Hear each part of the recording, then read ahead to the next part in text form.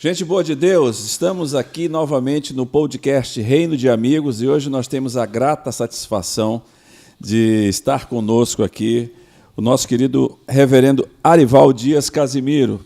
Seja muito bem-vindo, meu pastor. A satisfação é minha, prazer, a honra. Eu quero dar um abraço para a Igreja Presbiteriana de Manaus e também para todos que assistem aqui a IP Manaus, né? Que maravilha! É uma bênção. Então, uma honra muito grande estar participando aqui com vocês desse podcast depois do culto, né, do Congresso, da Conferência de Missões, é isso? Maravilha. E olha só, o reverendo Arival falou sobre a TV IP Manaus, que é um projeto que já está sobre a mesa do nosso conselho para aprovação e análise, mas esse projeto da IP Manaus teve a sua origem, teve a sua gênese, lá na Igreja Presbiteriana de Pinheiros. E pastor, nós queremos agradecer a bênção da Igreja de Pinheiros ter cedido gentilmente o espaço, as oportunidades para nós, digamos assim, pensar muitas coisas maravilhosas de vossa igreja, trazendo para Manaus. Meu irmão, tudo de bom a gente copia, né? Então, a IPP-TV foi, eu diria assim, um insight de Deus, né? Nós estávamos no meio da pandemia, transmitindo os cultos e no período em que a igreja foi proibida de se reunir presencialmente, a gente transmitia os cultos. E quando foi mais ou menos no mês de junho, início de junho, a gente tinha um departamento de comunicação que era Pinheiros Produções. E aí eu reuni o pessoal e disse, gente, vamos colocar uma TV 24 horas com conteúdo reformado.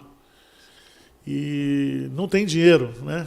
E aí eu falei, vamos começar. E vamos, a partir do próximo domingo, eu vou começar a pedir dinheiro para a gente montar a TV, né? E foi interessante, porque na primeira semana nós pedimos, entrou R$250 mil. Depois, na outra semana, mais de R$300 mil. E em um mês, a TV estava toda montada, com tecnologia, com câmeras. Foi assim um milagre de Deus. E com isso, nós tivemos que começar a investir em pessoal. Hoje nós temos lá uma equipe de mais de 30 pessoas trabalhando todos os dias para produzir conteúdo, né? Temos programas diários, programas semanais, muito podcast sendo gravado e gerado. Então, graças a Deus, eu digo que foi Deus, né? Ela nasceu ali no... E a gente, você sabe, quando a gente recebe uma bênção assim, a gente quer contar para os outros e compartilhar. É verdade. Então, quando vocês aqui foram lá, o pastor Francisco, eu fiz um podcast com ele, foram as meninas aqui do departamento, então eu fico feliz. E, no meu coração, eu gostaria que toda a igreja presbiteriana tivesse uma TV, sabe? Porque eu creio que, assim como no período da reforma a imprensa surgiu para a propagação do evangelho, sim, eu creio que as redes sociais estão aí, podem usar para o que quiser, para o mal, mas nós, como igreja, temos que ter discernimento, entender que isso é uma ferramenta, é uma janela que se abre para o mundo. Exato. Certo? E sobre esse tema, pastor, a Igreja Presbiteriana de Manaus, ela estava num tripé, agora está, digamos assim, numa base de 4. Certo. De que maneira? A nossa igreja está com missões regionais, Certo. missões em grupos familiares, missões urbanas, missões transculturais e agora missões digitais. Certo. Porque, na realidade, como o senhor bem falou, nós chegamos aonde os nossos missionários não chegam. Isso. Ou fisicamente, né? E hoje, por exemplo, você tem agora a gente já tem feito lá sermões em legenda, né? Hoje você pode entrar e no playlist lá e tem um sermão que você pode ouvir em 7 línguas diferentes. Sim. E com a inteligência artificial isso aí vai facilitar muito, porque é possível, daqui a pouco o pastor Francisco está pregando aqui em português no culto do domingo à noite, e o cara lá... Está ouvindo em coreano. Em coreano, na China, né? E hoje, nós, pelo relatório que vem, né, da empresa de inteligência do YouTube nossa lá, que a gente contratou para nos ajudar, a gente alcança mais de 100 países, a gente é assistido. Que bênção. É. Mas eu cometi uma gafe, pastor, uma gafe muito grande. Meu irmão querido, você talvez esteja perguntando quem é reverendo Arival Dias Casimiro. Na realidade, ele é tão simples que ele só gosta de ser apresentado como homem de Deus. Mas deixa eu te dar um spoiler aqui de quem é isso? Arival Dias Casimiro, reverendo. Casado com Dona Tárcia, pai de Mateus e Túlio. Ele é pastor efetivo da Igreja Presbiteriana de Pinheiros há 28 anos. É bacharel em teologia pelo Seminário Presbiteriano do Norte nos anos 80. Mestre em Educação e Letras pelo Mackenzie, doutor em Língua Portuguesa pela PUC de São Paulo, plantador de igrejas, conferencista e escritor, é presidente da Junta Missionária de Pinheiros, presidente do Presbitério de Pinheiros e presidente da Editora Hebron. É mole? O que mais? Tá pouco? O salário só vem de uma. O salário é só da igreja. Como é que é o salário? O salário é só da igreja, né? Mas o que acontece, gente? Como a gente está num papo de reino de amigos, o que o reverendo Arival está dizendo aqui é o seguinte, que nós vivemos num tempo que nós precisamos sair das quatro paredes. Sim. Nós precisamos... Eu estava conversando com o reverendo Arival, nós temos uma excelente doutrina, reformada, bíblica, contextualizada, que é necessário sair das quatro paredes. Agora, reverendo, e digamos assim, aqueles irmãos que disseram assim, não, televisão não, coisas assim, não, a gente vai... Como é que o senhor lidou, digamos assim, com esses pensamentos, não contrários, mas divergentes? Isso aí, parte é ignorância, né? Aham. E parte também eu vejo que é preguiça, porque você, para entrar nisso aqui, você tem que trabalhar. Sim. E você trabalha com mão de obra especializada, com tecnologia, mas... um vídeo seu vai onde você não consegue, como pastor, fazer... Você imagina, um vídeo, pastor Hernandes, ele prega lá, dá 1 milhão de visualizações. Meu Deus, é muita gente. Nós temos hoje, em cada 28 dias, nós temos 1 milhão de horas assistidas na IPP-TV. Uau! Você imagina quem é que está assistindo? Assiste, a gente não sabe. É o cara no trabalho... Por isso, onde eu chego, a pessoa passou na pandemia. As pessoas têm uma intimidade comigo e eu nunca vi essa pessoa, entendeu? O senhor passa a ser pastor, digamos assim, o senhor não passa a ser mais um pastor geográfico, o senhor passa a ser um pastor... É o seguinte, nós temos 1.500.000 assinantes. Aos domingos, o cara põe lá na TV dele, assiste às vezes a família toda. Não é uma pessoa. Sim. O cara que está no celular, tudo bem, ele sozinho, mas...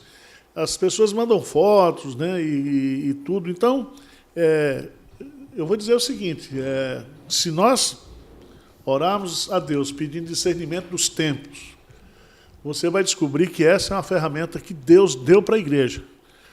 Porque a fé vem pelo ouvir. E ouvir a palavra de Deus. Então, você põe programa... Como foi que os neopentecostais cresceram no Brasil, na época da TV aberta? Comprando os horários da madrugada. Exato. Hoje nós podemos ter, né, os horários todos. Então, por exemplo, um culto que eu faço, se você fizer aqui às 4, 5 horas da tarde, o pessoal na Europa vai assistir 8 horas da noite. Sim. Entendeu? E fica. O sermão fica. Sim. Não é aquele programa que assistiu uma vez e sumiu, não. Graças a Deus fica disponível. Os seus vídeos, os seus sermões, os seus cultos, podcast, vai ali, como se diz, acumulando. Esse podcast que a gente está tendo aqui, se o cara um dia quiser assistir sobre esse assunto nosso aqui, ele clica lá e sai na hora, entendeu? Então, meu irmão, o pastor Hernandes sempre repete isso, né? É que a igreja não usar hoje as redes sociais está cometendo um pecado, porque é uma porta, uma janela que Deus se abriu para a gente alcançar o mundo inteiro. Exato. Só para você ter uma ideia, nós temos um irmão nosso que ele é neto de missionário russo. E ele disse, pastor, eu queria colocar legenda em russo, né, dos sermões aí da igreja e tal. E ele bancou. E ele também, com recursos próprios, ele impulsionou isso lá na região do leste europeu. Foi quando estourou a guerra da Ucrânia. Da Ucrânia. Nós temos vídeos de sermões lá que tem mais de 2 milhões de visualizações cada sermão. Meu Senhor. Entendeu? Então, está alimentando um país, né? Eu não sei, aí você não tem a dimensão. Né? Você não pode mensurar. Às vezes o pessoal da igreja lá, os prédios, nós estamos gastando muito nessa TV. A TV é uma igreja 24 horas. Sim. Porque você tem programas, você passa sermões, cultos, repete. Então, você tem uma igreja funcionando 24 horas no ar. Esse é o grande sonho nosso. Já tem supermercado 24 horas, já tem banco 24 horas. Tem uma igreja 24 horas no ar com conteúdo bíblico, saudável, abençoador. Então, não tem como você não entender que isso é uma coisa de Deus. E, pastor, é interessante que nós estamos vivendo numa cultura de massa que as trevas, na realidade, usam todas as estratégias necessárias para captar primeiro o quê? As nossas crianças. Sim. E eu vi que o senhor estava comentando que a igreja agora está trabalhando também para fazer um conteúdo específico para essa faixa etária. Sim, nós estamos muito preocupados porque essa nova geração aí, ela já é a geração das redes sociais. Sim. Eles não assistem mais TV aberta e tal. Eles trabalham, eles decidem o que eles querem assistir, né? Uhum. Diferente da TV aberta. E existe uma carência muito grande de você produzir conteúdos para essa faixa etária. Uhum. Crianças, jovens e adolescentes. Uhum. Principalmente as crianças, né? Eu estava fazendo uma pesquisa lá nos Estados Unidos e tem, assim, esporadicamente, assim, né? Em alguns segmentos não muito conservadores, conteúdo. Por exemplo, você tem aquele Superbook, né? Sim, que eu assisti muito com meus filhos. Pois é, aquilo ali é produzido por uma empresa americana, a CBN, se eu não me engano, e passava no SBT. Sim. Mas ali é um conteúdo bom. Sim. Mas você não tem uma estratégia de igreja com essa intencionalidade, entendeu? Sim. Não tem. Então, eu acho que isso aí, nós temos que nos juntar. A gente pode produzir conteúdos que você pode passar aqui, num horário diferente, eu lá em Pinheiros. Sim. Né? E às vezes, o público que alcança lá, você alcança aqui. Então, sim, eu acho que, pensando aqui na questão do reino, né? Eu acredito que o reino de Deus é um reino de amigos? A gente está unindo forças aí com batistas e outros irmãos, né, para plantar a igreja no sertão, para fazer missões juntos. Quando estourou a guerra lá da Ucrânia, nós enviamos, a Igreja de Pinheiros enviou uma oferta muito generosa para a Junta de Missões Batista. Uhum. E foi a primeira vez que o presbiteriano deu dinheiro para Batista, entendeu? Olha só. Até o presidente da junta esteve lá, gravou o João Marcos, gravou um programa e tudo. E eu creio que esse milênio, né? Sim. Sim. Talvez seja o último, né? Eu espero que seja.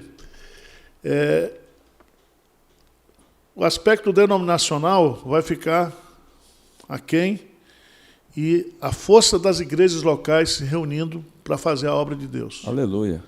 Entendeu? Eu vejo que... Eu não estou preocupado se vai aparecer lá a JMP. Eu quero é que a igreja surja, que a igreja seja plantada, que as vidas sejam transformadas pelo poder do Evangelho. Né? Amém, pastor. E eu vejo, eu disse isso na Junta de Missões de Pinheiros, digo, é que se nós nos juntarmos, nós vamos mais rápido e fazemos muito mais. Né? E respeitar, por exemplo, o trabalho de vocês, por exemplo, esse musical que você faz... Paixão pela Vida. Paixão pela Vida. Eu não vou fazer isso lá. Lá em São Paulo, para mim, isso é quase impossível, assim, do ponto de vista de... Agora, se eu pego isso aqui, transmito lá... Como fizemos agora, eu estou valorizando o trabalho de vocês, respeitando o trabalho de vocês e gastando a minha energia em outra coisa que você não vou fazer. Correto. Entendeu? Correto. Então, essa... sinergia, né? E esse aspecto de ter a visão do reino, o evangelho do reino de Deus, E está lá em Mateus 24:15, que este evangelho do reino será pregado a todas as nações e então virá o fim. Então não é o evangelho presbiteriano, não. O evangelho reformado, calvinista, é o evangelho do reino, que Jesus pregou. Né? Então nós temos que entender isso, mantendo a nossa identidade denominacional, mantendo a nossa confessionalidade, mas a gente tem que abrir a cabeça para isso. Pastor, o senhor está falando agora um negócio de que... Eu me lembrei de um músico chamado Michael Card. Fez muitas músicas lá para Sandy Pat, El Shaddai. El Shaddai, El Shaddai. Ele disse assim, que seja a excelência do meu trabalho o meu protesto. Ou seja, nós temos, como o senhor falou, um excelente conteúdo reformado, bíblico, e queremos expandir o reino de Deus. Nós vamos fazer isso. Essa é a excelência do nosso trabalho frente àqueles que nos criticam. Sim. E, se você ficar ouvindo crítica, você não produz. A melhor resposta para os críticos é o trabalho e são os resultados. Nós trabalhamos partindo do princípio que os resultados nós não administramos. É Deus que produz o resultado. E a glória é dele, que ele não divide a glória dele com ninguém. Então eu não posso me apropriar de uma conversão de uma pessoa, porque quem fez a conversão foi o Espírito Santo. Não foi a minha igreja, a minha estratégia, a minha inteligência. Não tem nada a ver isso. Então nós temos que partir do princípio que a missão é de Deus, não é minha. Sim. Somos cooperadores. Cooperadores. Deus nos deu a graça, o privilégio, né, de ser usados por Ele. Então, eu acho que menos para nós e mais para Deus. Né? Pastor, agora você pegou pesado num ponto. Tem um filme, pastor, chamado Advogado do Diabo. Assisti. Al Pacino Sim. E Keanu Reeves. No final, Al Pacino, que era o John Milton, né? Sim. Ele chegou e falou lá pro Keanu Reeves: vaidade. Definitivamente, o meu melhor pecado. Vaidade. Tem gente que tem... Pastor, eu estou convencido, mais ainda do que o senhor falou, de que nós já vimos muito congresso, nós já vimos muita palestra, nós já vimos muitos sermões, nós já ouvimos muito EBD. O que falta, na realidade, é a gente ter a consciência de se derramar para aqueles que necessitam. Perfeitamente. Eu não tenho dúvida disso, e eu converso muito com o pastor Hernandes, porque essa questão das redes sociais mexe com essa questão da vaidade.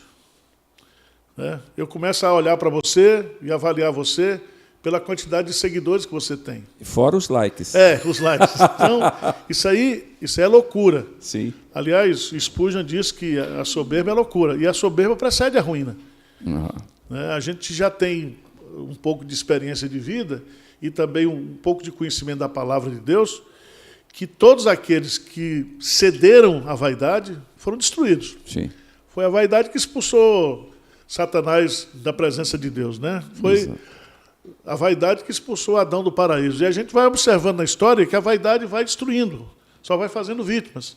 Então, nós não podemos usar uma coisa tão abençoada que são as redes sociais para a gente evangelizar e usar isso para promoção pessoal. O pessoal brinca comigo porque a Igreja Presbiteriana de Pinheiros tem quase 1,5 milhão de seguidores, e o meu canal do YouTube só tem 80 mil.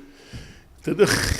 Porque eu nunca fiz divulgação pessoal, mas o pessoal me conhece pela IPP-TV. Exato. E todo o recurso que a gente recolhe lá na monetização vai tudo para o investimento. Você vai ver que todo dia sai tecnologia nova, né? Sim. E ontem mesmo o nosso pessoal da editora estava num congresso, né, de mídia, de trabalhar a internet, né, hoje, para especialização de venda. E nós temos que estar conectados com isso. Sim. Né, porque o Evangelho ele precisa ser propagado. Aliás, a palavra propaganda vem justamente da pregação do Evangelho. Você acha que, de uma certa forma, aquele conselho de Jesus tem sido observado pela metade, que ele disse assim: seja simples como as pombas? Aí o pessoal para. Esqueceu de ser prudente como as serpentes. E outra coisa, a gente tem que entender, eu digo sempre lá, é que o bom conhecimento vem de Deus, sim. As boas ideias vêm de Deus. Sim. O diabo não faz nada, o diabo é do Paraguai do inferno, ele só imita, só copia, entendeu? Paraguai do inferno. Então, nós temos que entender que a ciência é coisa de Deus, né? Então, quando você pega hoje as câmeras, né? Nós compramos agora tecnologia, estamos montando a tenda lá estamos investindo 1,5 milhão em tecnologia. Quanto? 1,5 milhão. Investimento. Ele não está dizendo gasto, tá? Ele está dizendo investimento. Nós estamos importando, né, da Inglaterra, Estados Unidos, tecnologia, som, câmeras, tudo, né?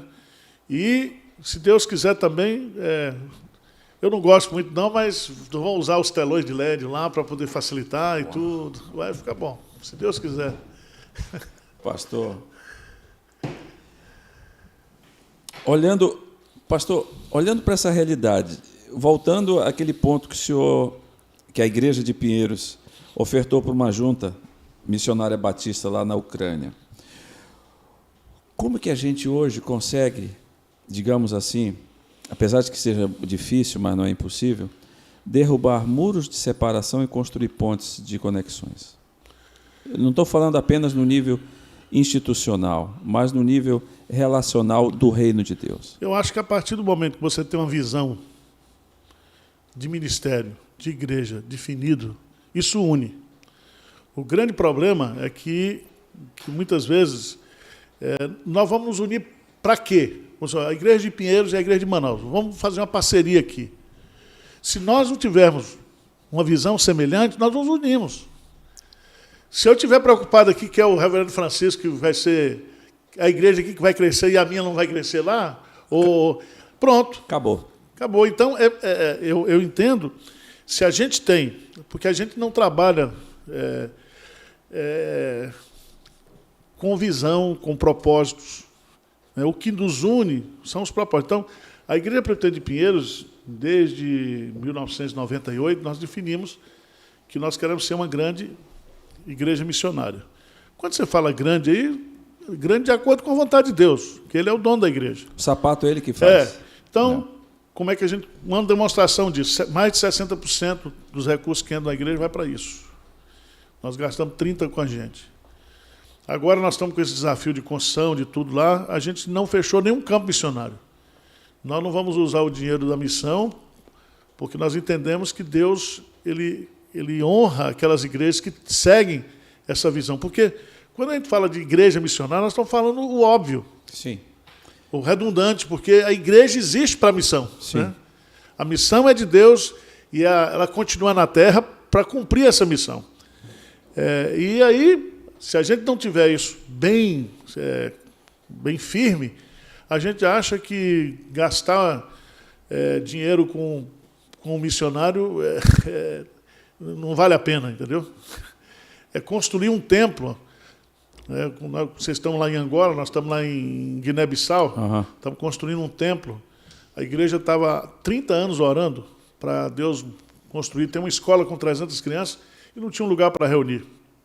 Aí Deus levantou a gente e algumas pessoas foram mobilizadas lá em Pinheiros e agora, em dezembro, vai inaugurar um templo. Louvado seja Deus. Na capital de Bissau. E os irmãos lá estão uma felicidade. Entendeu? E eles vão glorificar a Deus lá. Aleluia. E o nosso crédito aumenta lá no céu também. Como diz Filipenses, capítulo 4. Exatamente, né? Exatamente. Porque eu vejo assim, olha, que Deus não dá oportunidades e recursos para quem não está investindo no reino. Quanto mais vocês investirem aqui, mais Deus vai mandar. Aleluia. Entendeu? Aleluia. Aleluia. Deus, ele é um bom patrão. Ele é sempre um bom patrão, né? Pastor, então, na realidade, a Igreja de Jesus, o reino de amigos, ele nunca irá se mover por conveniência, mas sim por convicções. Eu creio nisso.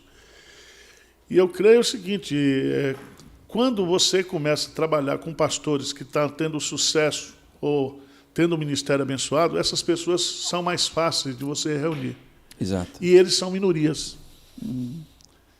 Entendeu? Às vezes, quem apanha mais na igreja é quem está fazendo. Quem decide na igreja, na denominação, é quem não está fazendo nada. Repete aí, pastor, porque eu não estou ouvindo direito. Repete. Não, quem não está fazendo nada é quem está administrando. É quem está dizendo como é que deve ser feito, entendeu? A Igreja Presbiteriana de Pinheiros, ela é uma igreja que hoje entrega praticamente um presbitério por ano, o presbitério de Pinheiros, 4, 5 igrejas, com templo, com tudo, para a denominação. E a gente é fiscalizado, vigiado 24 horas por dia. As pessoas criticando, procurando defeito e tal. É tipo massa de bolo, quanto mais bate, mais cresce. Não sei. Mas você ficar sempre assim é ruim, né? É complicado. É complicado. Às vezes você cansa também. Mas tem hora, pastor, é o seguinte, quer saber de uma coisa? O senhor lembra muito bem o que aconteceu, como o senhor disse, quando nós investimos o melhor, por exemplo, quando a igreja do livro de Atos, por exemplo, de Antioquia, rapaz, nós vamos fazer missões. Eu não vou mandar, digamos assim, o neófito, não. Vou mandar Paulo, vou mandar Barnabé, vou mandar gente pesada, né? Ou seja, o reino de Deus é feito de investimento visando o melhor Sim. para a comunidade, né? Sim. E muitas vezes nós esquecemos que nós somos arquitetos sociais. Nós reclamamos, ou, por exemplo, eu reclamo da política, das condições sociais, mas na realidade Jesus disse, olha, peraí, você reclama de quê? Você é sal e você é luz. O que está acontecendo com o sal? Está dentro do saleiro ou está fora? A luz está iluminando dentro da casa, com muita luminosidade, ou nas trevas? E isso que a igreja, principalmente a igreja de Pinheiros, com a IP Pinheiros, lança, digamos assim... Pois é bem, né? eu não gasto tempo discutindo evangelho social, evangelho disso, evangelho daquilo, isso é tudo besteira. Porque você, quando vai pregar o evangelho, você vai atingir o homem no seu todo. E você não prega o evangelho... Por isso que nós temos lá os avanços missionários sociais, Sim. Nós temos a transformação do sertão, investindo pesado no sertão. Sim. Entendeu? Então, Jesus veio e Jesus curava as pessoas, Jesus alimentava as pessoas, Jesus ele tinha compaixão pelas pessoas e salvava as pessoas também. Então, Exato. O evangelho é pleno. Onde o evangelho chega, tem transformação, tem mudança. Vamos pegar um exemplo aqui, uma cidade aqui, Acauã, no Piauí, 5 mil habitantes. Há 10, 12 anos atrás, era o maior índice de suicídio e de prostituição infantil do Brasil. A igreja chegou lá, chegou com a fábrica de brinquedos, chegou com a escola de balé para as meninas, para tirar as meninas da prostituição infantil, trouxe esperança para a cidade. E a cidade hoje está transformada pelo poder do evangelho. Louvado seja Deus. Entendeu? Louvado seja Deus. Então, não adianta ficar... você sabe que onde o evangelho chegou, produziu mudança, transformação. Sim. Então, não gasta tempo, você é muito social, não sei o quê. Meu irmão, nós damos cesta básica, nós estamos furando poço no sertão. Sim. Você sabe quando fura um poço no sertão, aqui você não tem problema, você tem água demais, mas no semiárido, Sim. né, nós já furamos, esse ano nós já arrecadamos para 59, mas já furamos numa média de 300 poços, em pequenas comunidades. E quando um poço desse é furado, existe uma transformação social. Sim. Então tem água para beber, água para plantar, água para criar. A vida ganha um novo sentido para essas famílias, Sim. entendeu? Sim. Então tem, graças a Deus, a igreja evangélica está se unindo para fazer isso. Nós temos hoje batistas, presbiterianos, luteranos, sem denominação. Nós estamos juntos nesse trabalho. E não estamos preocupados, né, aqui no semiárido nordestino, quem é que vai ganhar a placa. Louvado seja Deus. Entendeu? Louvado seja Deus. Pastor, reverendo Arival. Estamos juntos. Eu diria aqui para o senhor o seguinte, que a gente tem lenha para queimar aqui, mas o tempo está voando demais. Não, vamos lá para o culto também, e né? a hoje. gente vai para o culto e eu não gosto de dizer isso, porque não são suas palavras finais, porque a gente não vai morrer, nós vamos ser arrebatados. Certo, amém? tá certo. Mas as suas palavras pontuais para essa turma que está nos vendo agora e outros que irão nos ver a respeito O que podemos fazer no tempo chamado hoje? Porque no livro de Atos diz que Davi serviu a Deus em sua geração. Certo.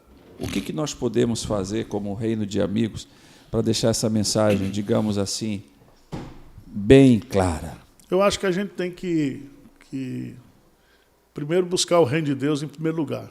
Ou seja, o reino é que manda, o rei é que manda, né? Mateus 6,33. Então, quando a gente tem essa visão, nós temos que unir esforços para pregar o evangelho e ganhar o maior número possível de pessoas. Sim. E isso, Deus vai dar para cada um vocações diferentes, né, para a gente poder nos juntar e fazer isso. Então, eu creio que se nós entendermos o sentido, né, do significado do reino de Deus e sabermos a missão que nós temos como semeadores do reino para semear a palavra e produzir transformação na vida das pessoas, porque esse é o nosso produto. De que a igreja vive? De vidas transformadas. Aleluia. O que estimula a gente é pregar o evangelho e Deus mudar a vida daquela pessoa. Então, aleluia. Eu diria que vamos juntar. Deixa aí aquelas coisas secundárias para lá e vamos juntos, né, nesse reino de amigos, levar a palavra de Deus ao maior número possível. Paulo dizia, eu quero ganhar o maior número. Eu quero pregar o evangelho onde o evangelho não foi pregado. Né? E você imagina se Paulo vivesse hoje com as redes sociais, com avião, com imprensa, com tudo, o homem ia... bombando por aí. O reino de Deus não é um reino de uniformidade, mas é um reino de unidade. Unidade, é isso aí. E a gente está junto. Tá bom, querido. Deus abençoe. Obrigado pelo privilégio aqui. Até o próximo episódio aqui do Reino de Amigos, tá bom? Aleluia. Meu irmão, eu fui abençoado e eu creio que você também está sendo abençoado. Orem pelo pastor Arival, reverendo Arival. Ore pela igreja de Pinheiros. Ore pelos seus líderes, pelos seus presbíteros, diáconos, as suas secretarias de missões, os seus departamentos. Orem pela IP Manaus também. Orem para que o reino de Deus se expanda, porque, como o reverendo Arival falou, nós somos um reino de amigos. E você é amigo de Deus. Senhor te abençoe e te guarde. Amém. Até a próxima.